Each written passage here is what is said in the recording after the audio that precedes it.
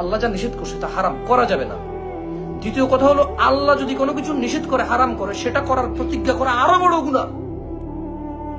তৃতীয় কথা, এই প্রতিজ্ঞা রক্ষা করা আরো বড় গুনাহ।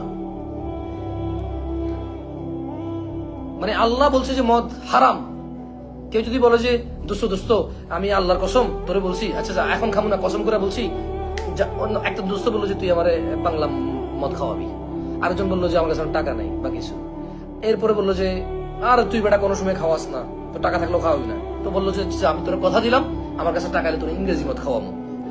এখন ধরো এই যে টাকা আসতে আসতে, অসুবিধা নেই, এই যে টাকা আসতে আসতে ধরো ওর ভিতরে দিনের বুঝ আসছে যে মদ খাওয়া তো হারাম, ইমান থাকবে না মদ খাইলে। এখন এ বুঝ আসার পরে সে যদি টেনশন করে যাচ্ছে, আমি যে আমার বন্ধুরে কইছি টাকা আসলে তোর কথা দিলাম ইংরেজি মদ খাওয়াবো।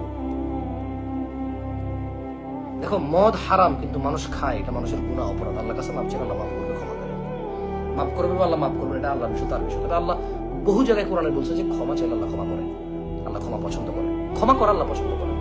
সো এটা তার রবের বিষয়। মানুষ জানে জানা হারাম তারপর করে ফেলে, বাট জানে হারাম। মানুষ জানে সুদ হারাম তারপরও খায়, মানুষ জানে ঘুষ হারাম তারপরও খায়, মানুষ জানে গালিগালাজ গুনাহ তারপরও করে।